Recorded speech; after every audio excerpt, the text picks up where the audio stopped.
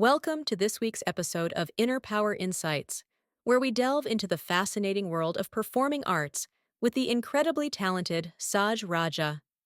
Saaj Raja is a dynamic performer whose unique presence has graced some of the most prestigious stages and platforms worldwide. With a degree in international relations, Saaj's journey is nothing short of inspiring. He transitioned from a career in journalism in London to investment banking in Hong Kong, only to follow his true passion in the performing arts. From dancing for Her Majesty Queen Elizabeth at Windsor Castle to appearing in Marvel's South Asian cinematic moment in Eternals, Saaj's range of experience in the entertainment industry is truly remarkable. He's also shared the stage with renowned actors like Zachary Quinto and David Harewood in the West End. On screen, Saaj is set to lead in A Game of Two Halves, hitting cinemas globally in 2024. His ability to create a joyful synergy between music, people, and places is evident in his live performances, workshops, and wedding choreography for couples and groups on an international scale. Saaj's popular dance class series, Bollywood on Hollywood, in Hong Kong, beautifully fuses Bollywood and Western dance styles. Beyond performing, Saaj is a talented writer, with his work commissioned for a South Asian scratch night. As an experienced presenter, host, and voiceover artist, he regularly appears on BBC Radio 2's Pause for Thought. Join us as we explore Saaj's incredible journey, his passion for the arts, and the insights he's gained along the way. This is an episode you won't want to miss.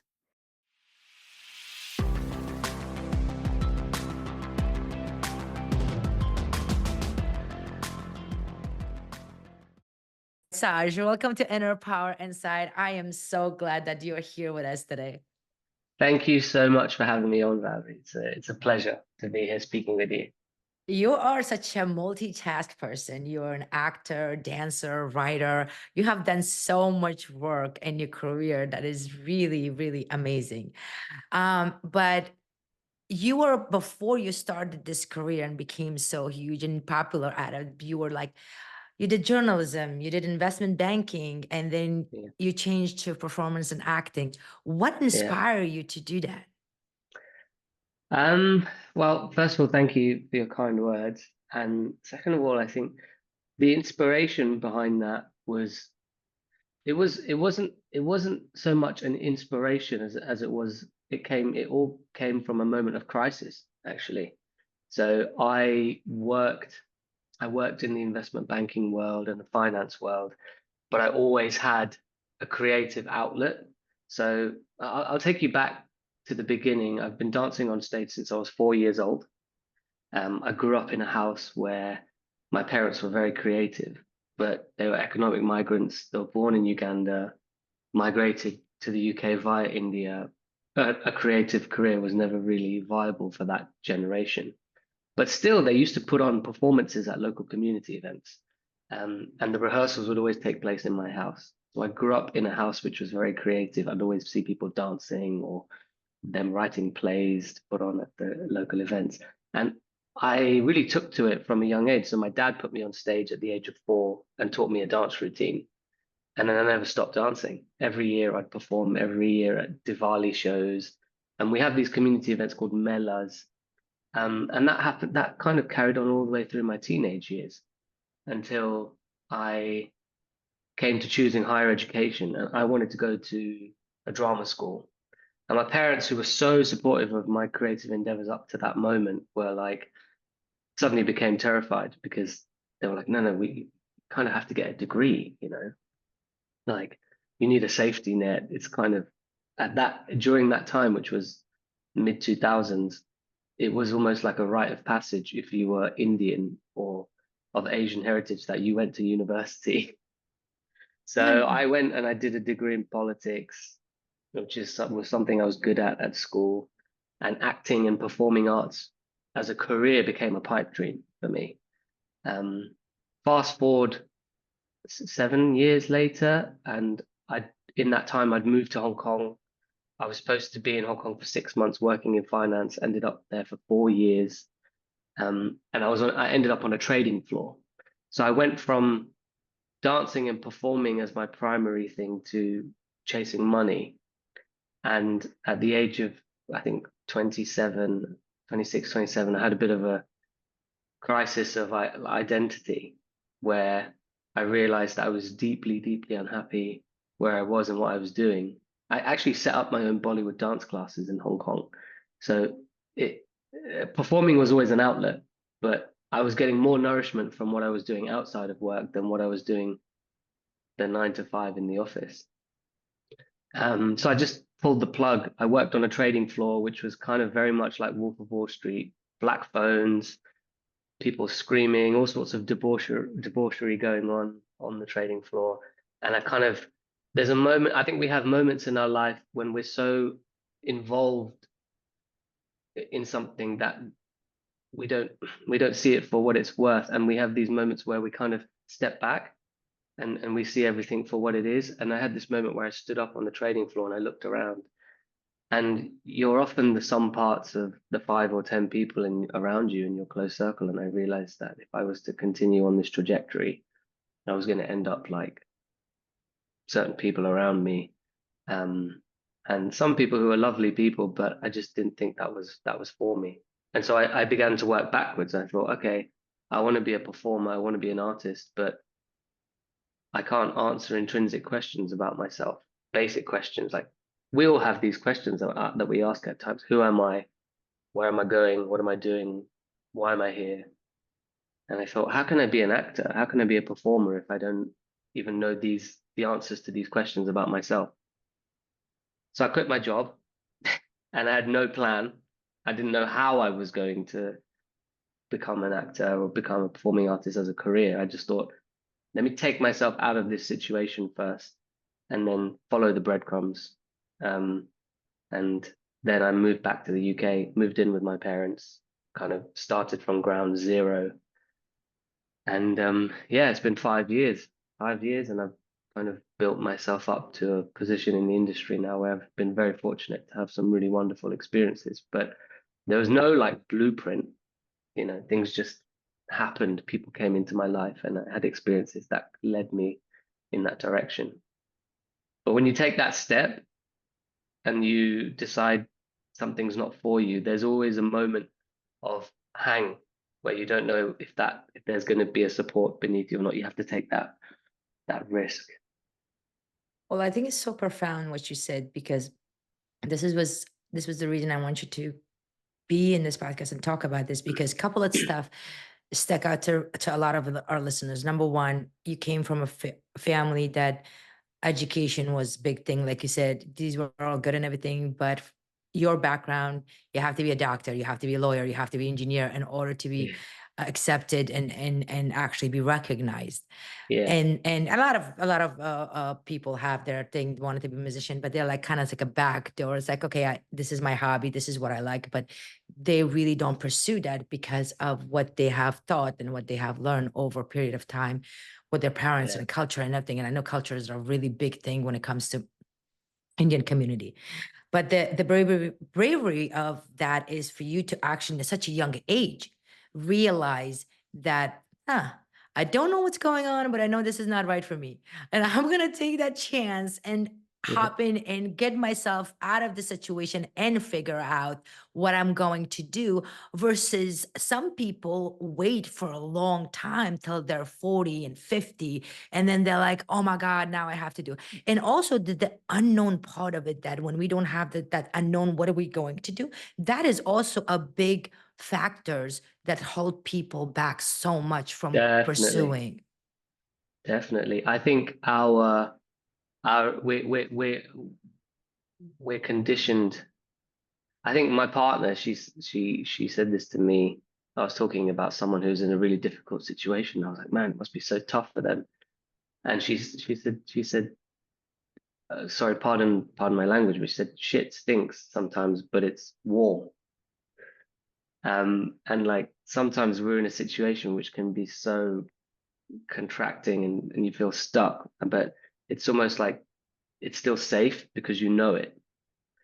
And the idea of jumping into that unknown is almost not worth losing that security, even if you're not in a good place. And yeah, I think unplugging from that is important. But that takes, I don't think it's a solo effort. I think it's also the influence of the people around you. So I had a very, it's kind of a big synchronicity around that time. So a very quick story. Around that time, I was thinking of when I had that moment where I stood back and I was like, maybe I need to change direction here. I met a monk, a very famous monk.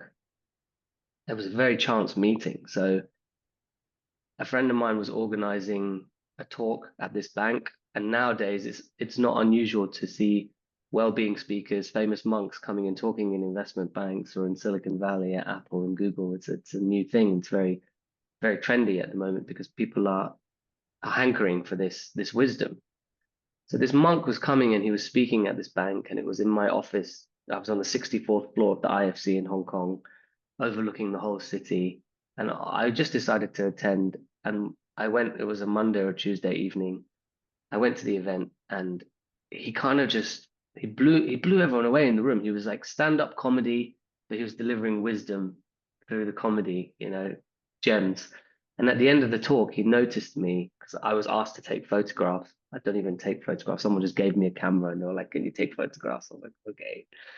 So I take these photos. He calls me over and he's like, "Can you help like unmic me?" And we get talking. He's like, "What's your name?" I was like, "Oh, it's Saaj." He's like, "Cool. Where are you from?" I was like, "London." He goes, "Did you study in London?" I said, "Yeah." He goes, "What uni?" I said, "Queen Mary." He goes, "I've met you before." And I said, "What?" He goes, "Yeah, yeah, we've met. I remember you. I remember you." This guy's got like, now he has millions of followers on Instagram. He travels the world. I was like, "You remember meeting me?" It's like, "Yeah, yeah, I do." And it turns out we had a few mutual connections. So he invites me to another talk of his a few days. He's like, "I'm in the city for a couple of days. I'm giving another talk on Sunday. You should come." In the interim, I don't know what possessed me to do this, but I went back home. I was just following my instinct. I went into my laptop and I was like, looked in my photographs, and I had a folder of my pictures from my university days. This is showing my age a little bit here now. I had a folder that said BlackBerry photos, like BB photos for my phone. Scrolling, and then at the bottom of that folder, there's a picture of me and this monk from 10 years prior to that, when I was a little 18-year-old student at university at Queen Mary in London, and we'd had a photograph together.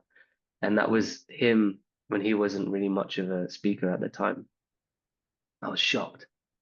Like 10 years ago, 18 years old, London University, fast forward, I'm 27 in Hong Kong, completely different space. And he remembered me. And I sent him this photo and he just laughed and he was like, "See?" And I just said, then I was like, okay, I need some answers now. So I was like, "Look, this is my life. I'm not introspective and I don't live a spiritually conducive life. I resonate with what you're saying, but I feel so far away from all of it. I'm lost. Like, what do I do?" And he just looked at me like a friend with loving eyes, just no judgment. Like when when you're closest friends, there's no judgment. You're just open with each other, no matter what you're going through. And that's the way he looked at me. And he just said, "Just keep doing your thing. Just follow the breadcrumbs, surround yourself with the right people, and keep asking those questions and you'll find your way." And that happened around the time when I was reevaluating my life. So I think he was also a catalyst in the change. Sometimes people come into your life and they can it's like when I was playing Mario Kart the other week, and it's like when you go on the accelerator and it like whooshes you. Sometimes people can do that for your life, I think. So that was a big moment for me. It's almost like a universe was watching over you and was Yeah. giving you these clues that, what are the chances? I don't believe in coincidence. What are the chances that he had to come into your place? And then out of all people, pick you. Yeah. And Yeah. and that's another thing that a lot of people are so in this cocoon of like, oh my God, I don't want to move or I don't want to do anything because they're so scared. But there's a higher power, and a lot, the universe itself is like, has a plan for you. It's just that sometimes, even if you go backward, trusting that you will go to your path and you will find a path. And this is why, as you said before, spirituality and all of these self-care and self-help and all of that is more trend now than it was before, because Mm, in some point people got lost and they were felt alone. You know, when you have a problem and you feel alone, like you said, if you don't have that friend, or if you don't have that family support, or if you don't, one thing, you're going through this thing within yourself of saying that I want to change, but the other thing is like, oh my God, I don't have nobody to even talk to and ask for yeah, advice. You know, yeah, that's yeah, the biggest thing that a lot of young adult, which is our listeners, are facing with, because yeah, they're thinking about it, but to actually take an action and move forward, it just, they're scared, yeah. and they feel alone because they don't have that support. Mm. So that's one of the things that people deal with. But when you did all of that, did your parents see that you're in the right track, where they became, like, they changed their mind, they became supportive after, or do you have to convince them? Yeah, yeah. I think they were concerned in the beginning, as any parent would be, like, how are you going to earn a living? And what are you going to do? Like, how is this going to happen? And I remember, not just my parents were still supportive. I think they always knew, especially like my mom knew that I had and I have what it takes, but it was just like, how are you going to do it? Um, and I think I just I just knew that it was going to happen, you know. And I wasn't afraid to roll my sleeves up and start at ground zero. So for a long time, I just started working as a background artist, as an extra on sets. Just, and to me at the time, I wasn't thinking, oh, I'm just working as an extra. I was thinking, no, I'm on a film set and I'm getting to see how all of the parts move and how they work. I'm seeing stars interact with directors, and I'm watching, because it's an education, it's a free lesson for me. I did student films, and then slowly I started getting jobs, little commercial here, little student film here, and yeah, by the grace of Providence and the powers that be, I kind of ended up landing a role as a lead in an independent feature film in my first year of deciding to become an actor. Yeah, yeah, Um, which we will definitely talk about that. yeah. But like I said, I've interviewed a lot of business people as well, and I always ask them, like, what are the key to success and how people can get there. And almost everybody says, like, you know, yes, that's great that you're going to school and have this education, as you should, if you have to, but nothing is better than shadowing and going and working in a place that you really love and you really want it to be that. So I Yeah. mean, I know a lot of speakers are like even saying that, go to the company, ask them for free, like, just, can I be here, I can work for free, Yeah. I just want to observe. I don't think that skill set can be taught in school or in an acting class or anything. No, no way. No, that's 100% agree. And that's a key differentiator between those who thrive and those who struggle. I think one thing that really helped me was when I worked in finance, I had to, I mean, we're going to use the word hustle here. Like, I was given a list of names, and I was told, and very little tools. And I was told by the managers, these are the clients that you got to get. Um, we're not going to give you that many means, but you got to produce. And in that environment, if you don't produce quickly, it's very much jungle mentality. Like, you sink or you swim, you eat what you kill, and you have to have thick skin. And I kind of took that mindset and have applied it to my career creatively as an artist, because you have to be able to thrive commercially as well as artistically.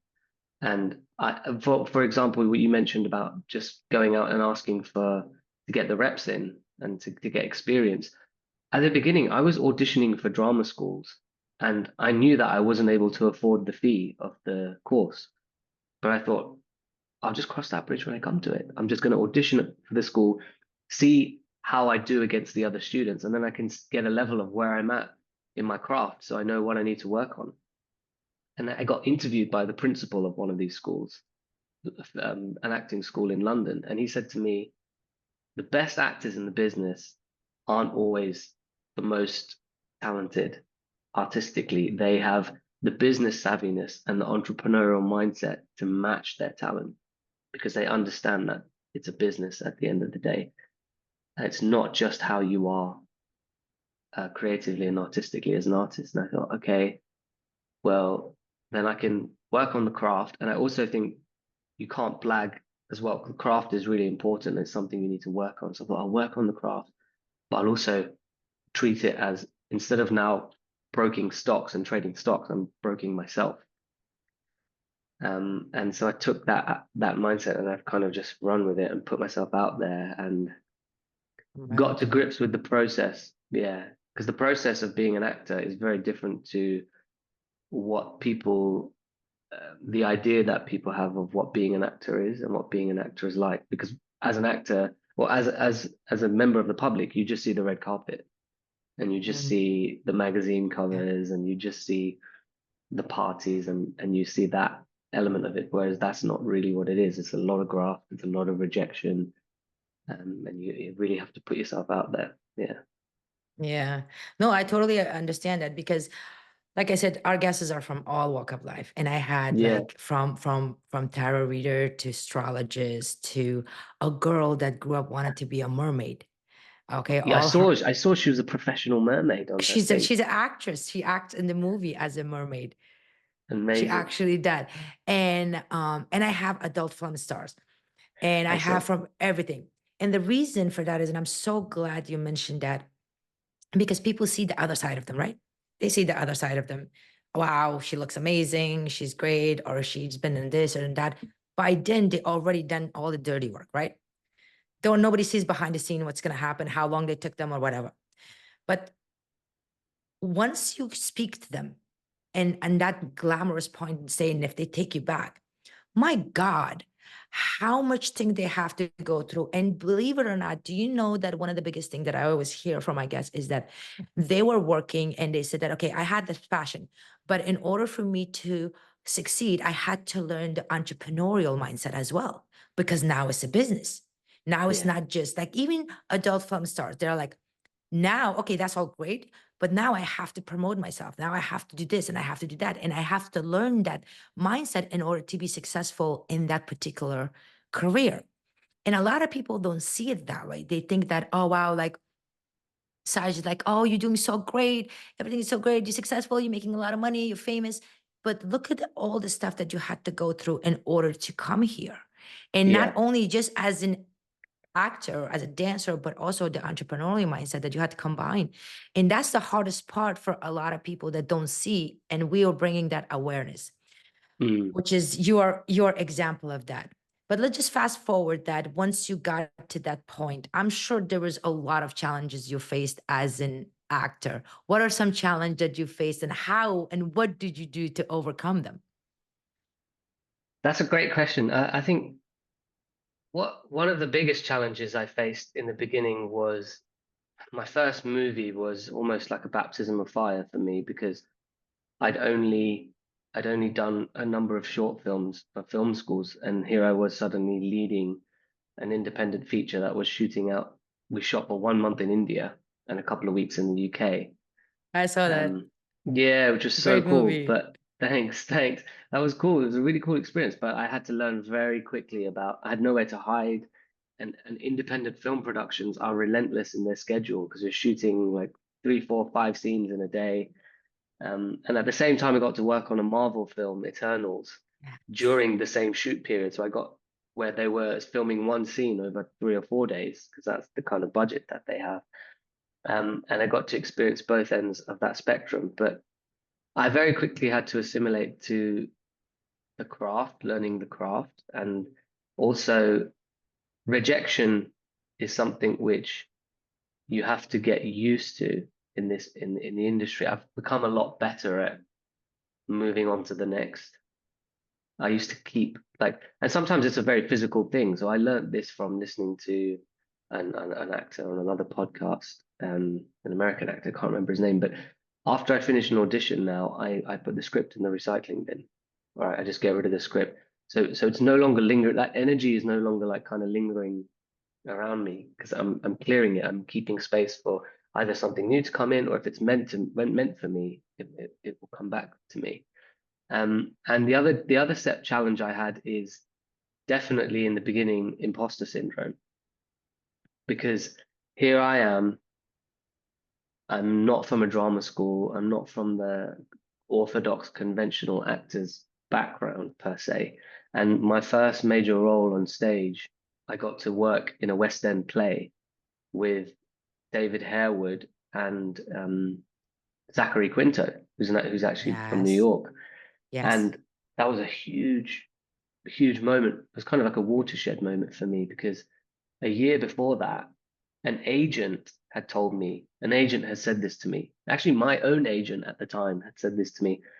It's going to be really hard for us to find you any theatre work. Like, you're going to find it really hard to break into that world, because you didn't go to a drama school and you're going up against guys who've been in drama school for 10 years. So let's just like focus on screen for you. And what I did is I went away and I found a role in a play by myself. I saw a casting call out and I applied, and I got a role in a very small play in a provincial theatre which performed to like 80 to 100 people. Not that big, but it was an amazing production. Um, and then fast forward 12 months later, and I was on a table read in a West End for a West End play performing in Leicester Square for 6 months. Um, and I told my agent, you told me a year ago that I wasn't going to be able to do this. Like, this is not my world. But here I am. I've managed to break through. But I remember turning up on the first day of rehearsal, and I'd read about all the actors in this production because I did my research. And there's a thing like in the program notes for when you go to the theater in the West End, they have the program notes and it has the list of all the credits. So it's like all of the things that actor has been in. And all of the guys were like all of these like plays, shows, and then you come to me and there's like 2 credits. And there's like one thing. And I was like, man, how am I gonna like work with these guys? And like and I remember coming in on the first day and there were like 100 people in the room and everyone introduced themselves, and it's kind of like, oh, I had imposter syndrome for sure. But by the end of the production, I was um I was like leading the fight choreography. I'd understudied 2 of the principal cast, so I knew their roles inside out. If they got COVID, I was ready to go on for them.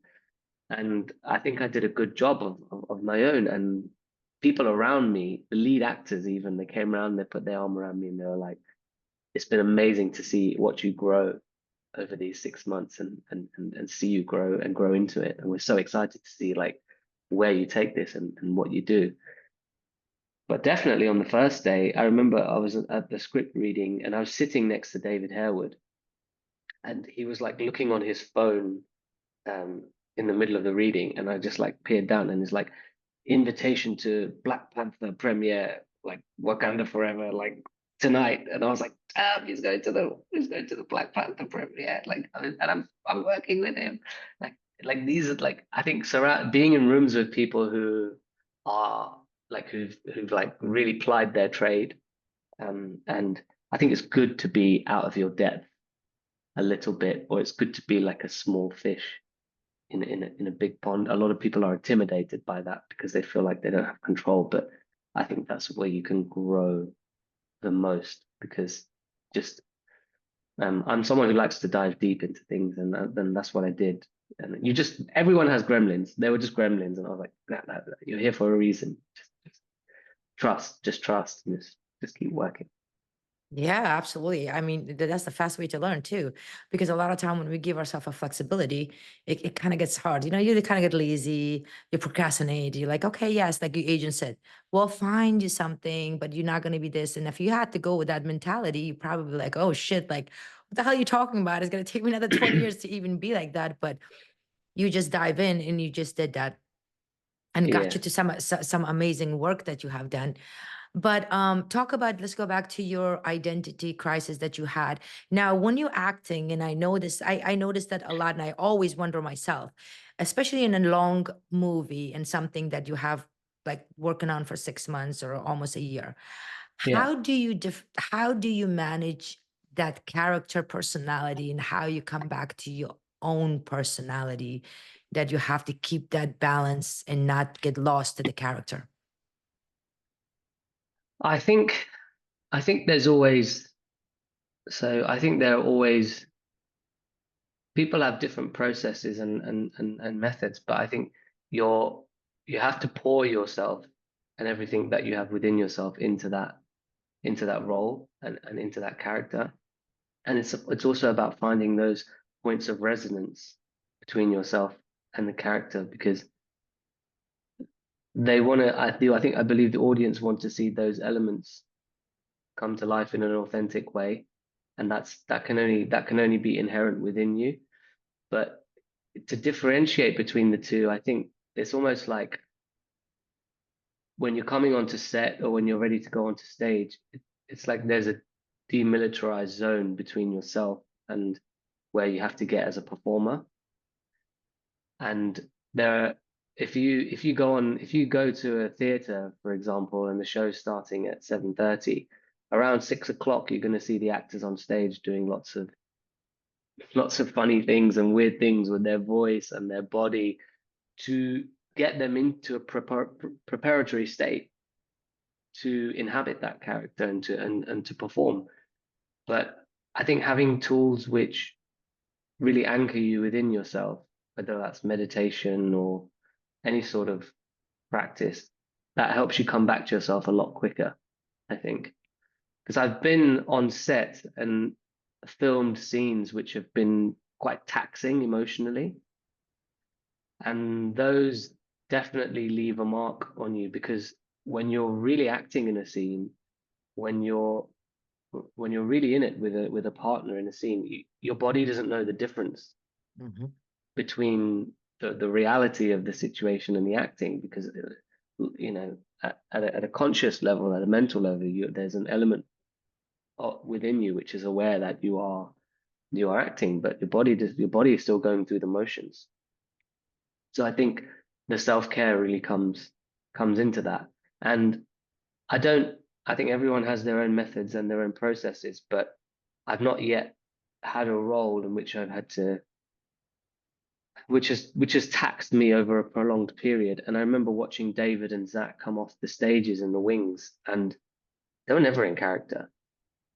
So they're on character, they're on character on stage, but the moment they're coming off to take another mark or go around the back, they're still mentally switched on, but that the character is still on as they've left on the stage. And I think I've learned a lot from that.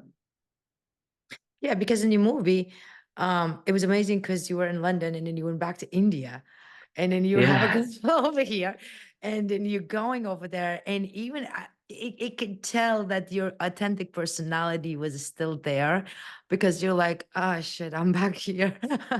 And you had to, Yeah. tell Yeah. us So about that. the character of Sanjay and being in that movie, after the screening, I think people came over to me because we see it screened at the South Asian Film Festival in London, here in London. So we had a screening in Soho, which was a really great experience. But it was interesting to watch it because though I filmed that now actually to this date 5 years ago.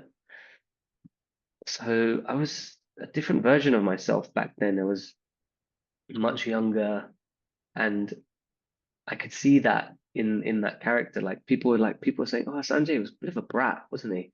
Because he's like this South Asian guy going back to India, but he's a fish out of water and he doesn't like his surroundings. And um, as an actor, it was amazing to have that environment to work with. Like I was actually in Hyderabad and I was working with these amazing children. Um, and we were filming at Ramoji Film Studios, which is the world's largest film studio. It's actually 16,000 acres. And it's where they shoot a lot of South Indian and Bollywood films. So that was just an amazing experience for me. Yeah. Yeah. And as a character of Sanjay, he's discovering that it's funny because he eats like there's a scene where he's ordering food and he asks if they have a knife and fork. And the guy's looking at him like, "Who are you? Like you I eat know. with a knife and fork." So and that has to do with a lot of where we choose to draw our identity from, because it's funny because I'm Indian, but I'm born in the UK, But if I go to India and like I'm walking down the street and I try and buy something in the shop, the guy's going to try and fleece me because he's going to think he knows I'm not from India. It's Hmm. like this guy's from the UK. Like you could see from the way he talks and the way he dresses, Yeah. he's foreign. So you're caught between these two worlds, even if you speak the language, you know. So Yeah. always interesting to explore that. It was a great movie, and I watched it because I Thank know we you. were doing the thing, and I went all the way back. Like you said, you're not the same person anymore. I mean, you grow so much, but even as the beginning, that ambitious and that talent was always there. It was so recognizable that, okay, like you said, you look at it Thank you. back and you're like cringy, like, oh, I could have done this better.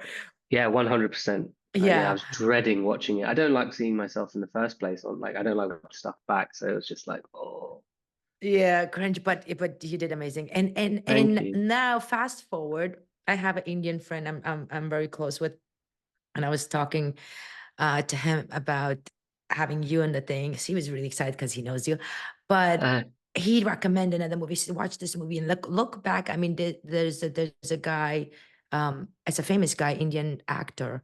I think his name is Ajay, something like that. uh, But he had, Ajay Devgan probably. Yeah, he's Bollywood actor. yeah, Bollywood actor, and he Yeah, did a Ajay Devgan. similar as movie, one of his movie that he was coach for young kids to play soccer, Right, right. and not football soccer, as in soccer. Yeah, yeah, And it took me back to that story. Like he was talking about it. I'm like, he did that back yeah, then.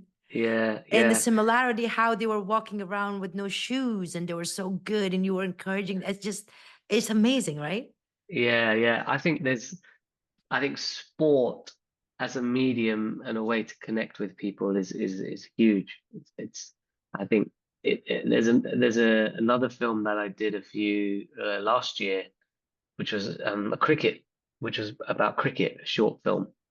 Um, and we were making a film about dementia, but we wanted it to impact people in the South Asian community. So we thought, how can we resonate and reach as many South Asians as possible and make it cross-cultural? And we're like, cricket, like Yeah. people in Pakistan, India, Bangladesh, they love cricket. So um, yeah, sport has a way of, I mean, especially in this country, soccer and football is like a religion to In many America, yeah. people. Yeah, Bring everybody together. I mean, football, yeah, like it brings the people Super Bowl. together. Super Bowl is like the biggest night and thing. Like it's almost like a Yeah. Christmas. People celebrate it.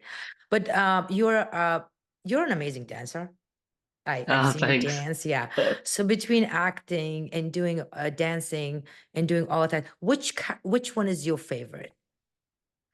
I would say that I'm most probably, I think I'm naturally a performer. But dancing is something which I've done since I was 4, since I was 3, and it's just always stayed with me. And I think um it's an interesting question because it's inherently part of my identity, and I've gone through lots of phases with dancing.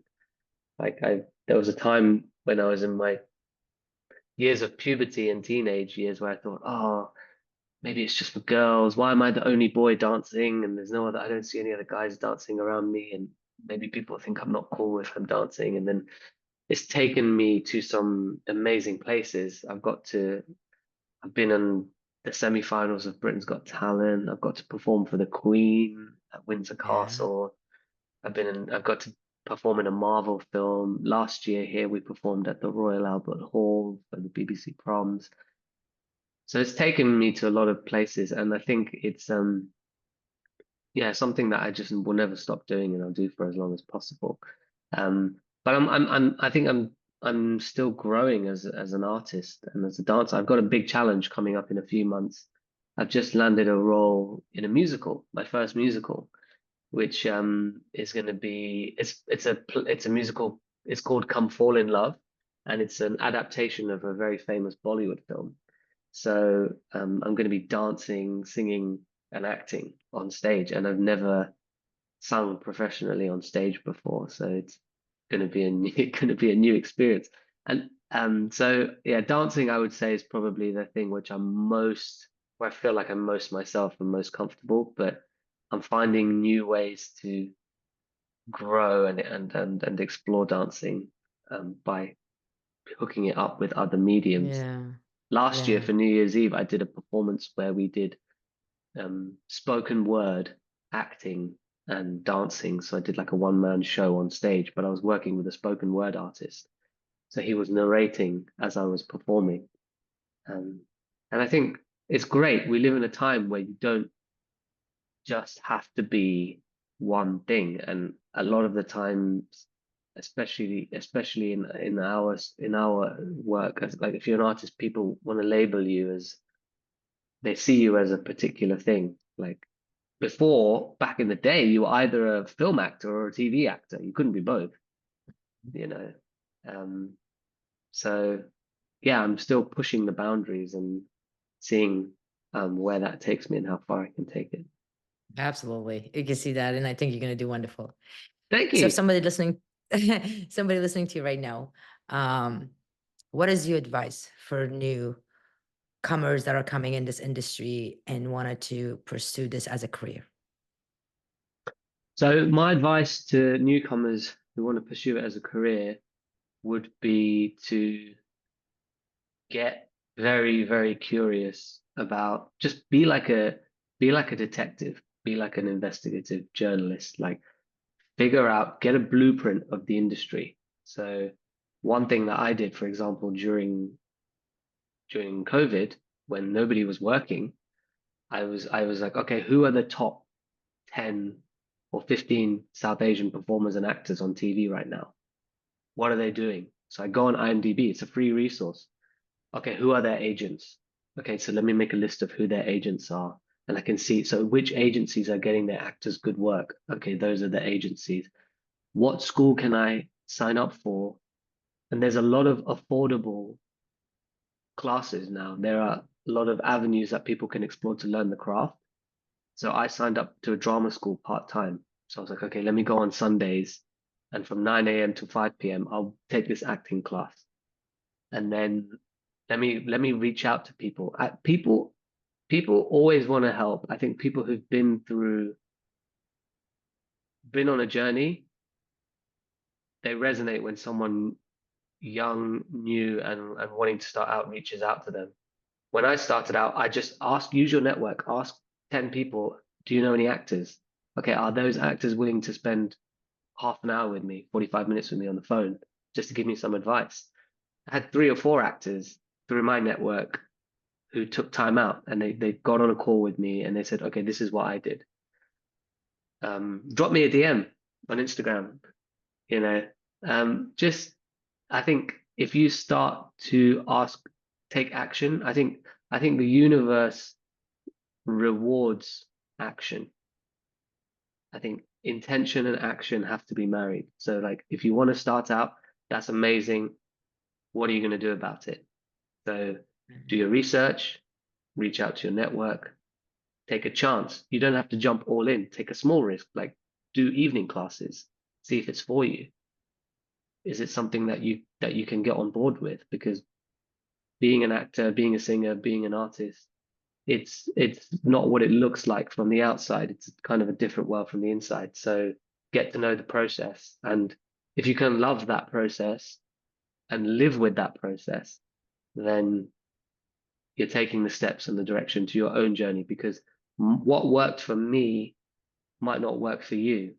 But the only way you can find out what works for you is by experimenting, taking action, and connecting with your environment and with people around you. Absolutely. I Absolutely. hope that was helpful. Well, no, it is. It is. No, it's true because a lot of people like listening right now, like I told you, there a lot of us get fearful to reach out for help. And there's such an amazing people out there that if you do, you Yeah, always, if you get 10 no and you get 1 yes, hey, you're still a yeah. winner. I'll give you a little quick example. So Yes, this is please. when I was starting out, my mum said to me, "Why don't you reach out to Gurinder Chadda? She directed Bend It Like Beckham, and she's a huge South Asian director here in the UK. Sanjeev Bhaskar, who was a comedian and an actor who was on a show called Goodness Gracious Me during the 90s and 2000s. That was my first experience of seeing a brown actor on TV. And I was like, whoa, like what? There's someone who looks like me on TV. And at the time, I said to my mum, I said, what makes you think they're going to give me the time of day? I'm a nobody. Like they're not gonna listen to me. And so I kind of like pushed it away. Fast forward to like 10 months later, or in the same year, I got a gig as a dancer. I got a job where I was flown out to Portugal, and it was with a very wealthy private client who was hosting a big party, and they needed Bollywood dancers. So I was performing at this event, and they'd flown out Sanjeev Bhaskar, who was this actor who I really looked up to, and I was too afraid to reach out to.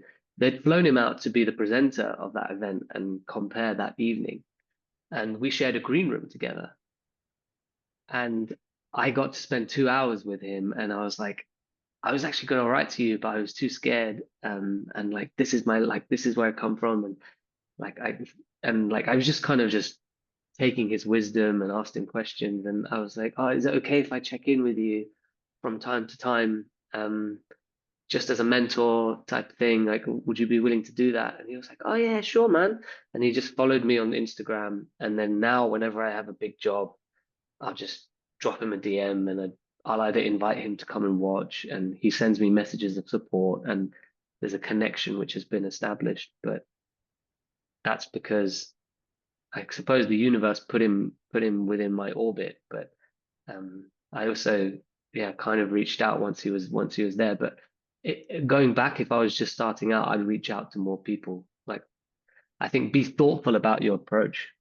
Like, if you just send the same exact email to every single person, there needs to be a bit of thought behind it. Like, watch some of their work, watch something they've been in, find how that resonates or correlates with your story, and communicate and share that with them.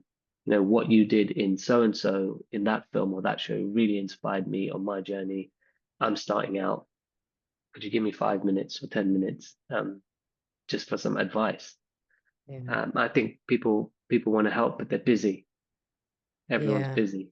No, I just so add up to that. What you said was great because for me, it's like, I think there's so many nice people out there. We being scared ourselves, thinking that, oh my God, maybe if I do, I get rejected. But once you start that process genuinely, that you have a passion to do something and then you reach out, you'd be amazed how many respond you get. This is why I love my job, because I go pick people and I'm just reaching out. But you know what the beauty of that is? I get to connect with people. I Yeah, get to stay yeah, friend with them. I just, like you said, I get to like know there are things coming up. And I was just interviewing somebody and he said to me, I'm coming to New York. And then let's get a cup of coffee and then let's talk. amazing. Yeah. And that connection itself is so amazing because you don't know somebody, you're watching their work, you see them, you admire them, and next thing you know, you talk to them, and then the support and everything. The reward is so much bigger than that little 100%. fear that you have, thinking that, oh my God, if I get rejected and if they say no. Yeah, 100%. And I think also, yeah, not having that fear of that rejection is very, very important. But sometimes it can come from the place that you least expect it to. Yeah. So like, no job is too small. That's 100% something that I believe in. I've learned this from mentors of mine. Like, whether you're going up on stage in front of 50 people, 100 people, or 1,000 people, that one person who can change your life might be in any of those audiences. And people are always watching, sometimes from the shadows, or they're watching from afar. I think I read an interview of, it's going to really feel it. There's an actor, an American actor. He plays Felix later in the James Bond films, and he's also a detective. He plays a detective in the Batman film. I know which one What's you're his? talking about. I don't know. Yeah.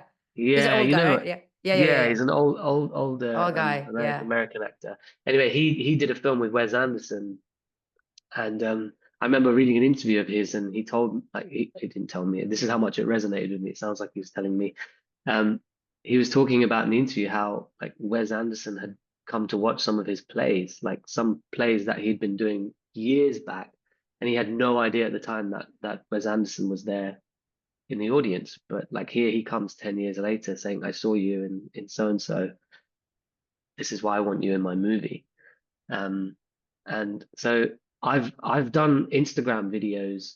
I did an Instagram video for a page. I work with an organization called Think Gita, where I volunteer and I host this podcast called Wisdom Talks, where we invite different people from spiritual backgrounds to share their perspectives on the Bhagavad Gita, which is this ancient Vedic text, 5,000 years old.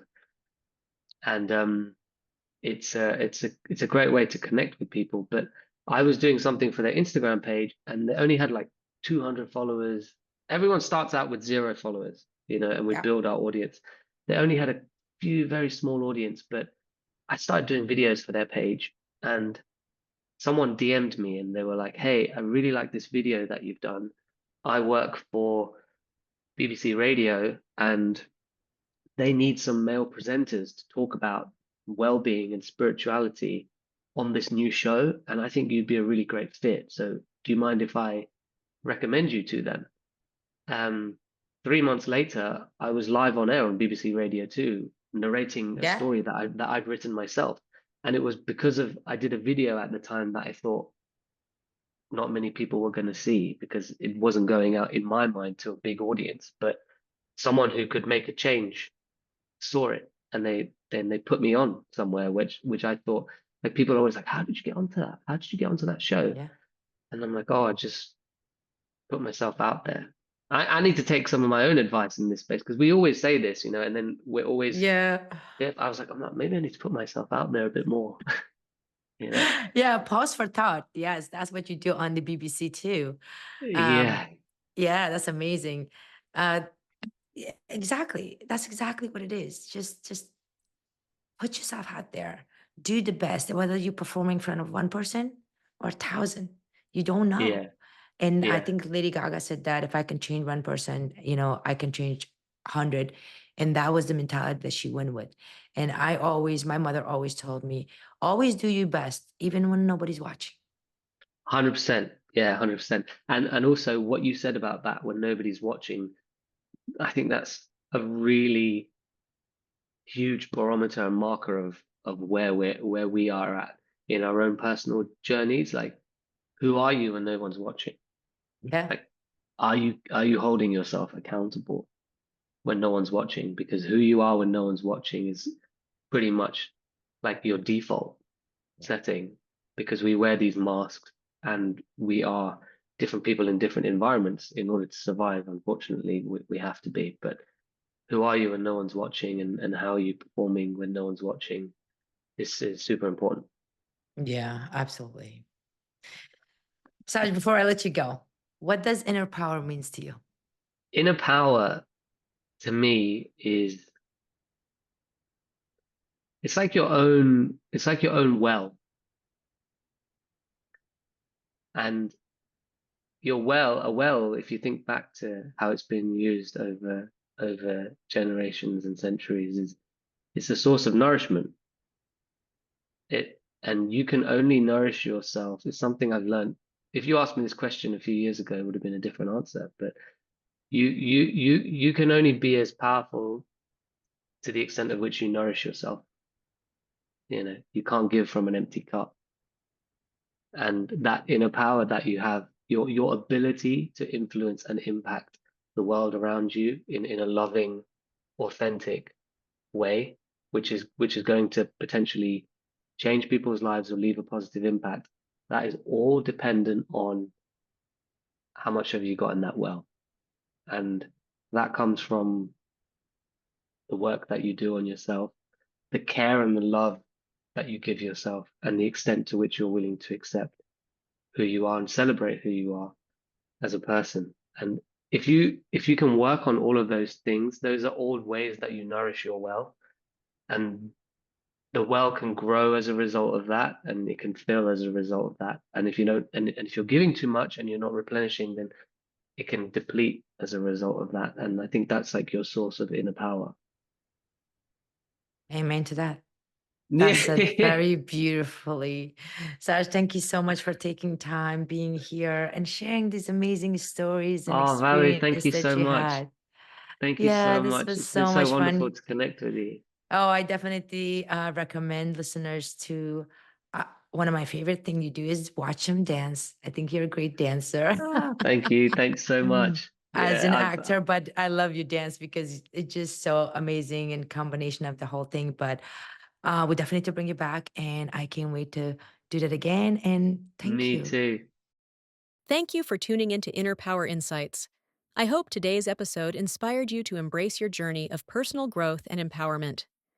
If you enjoyed our conversation, please rate and review us on your favorite platform, and don't forget to subscribe so you never miss an episode. You can also follow us on social media at Coach Valerie Malone for behind-the-scenes content and updates. For more exclusive content and to support the podcast, consider joining our Patreon community at patreon.com/innerpowerinsights. Your support helps us continue to bring you inspiring stories and expert advice. Remember, your inner power is limitless. Until next time, keep growing and glowing.